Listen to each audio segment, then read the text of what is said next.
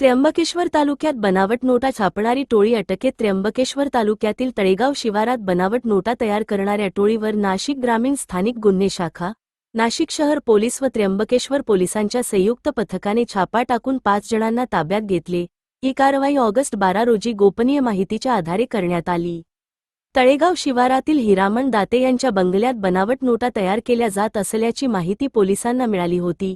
त्यानुसार फॉरेन्सिक पथकासह छापा टाकण्यात आला.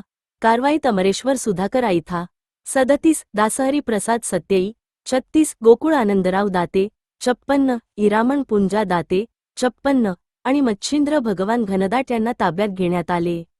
पोलिसांनी त्यांच्या ताब्यातून 9,75,000 रुपयांची रोख रक्कम, 500 रुपयांच्या 1950 खऱ्या नोटा, नोटांच्या आकाराचे कोरे कागदांचे बंडल, रसायने, नोटा छापण्याचे साहित्य, मोबाईल फोन व चारचाकी वाहन असा एकूण 12,19,580 रुपयांचा मुद्देमाल जप्त केला.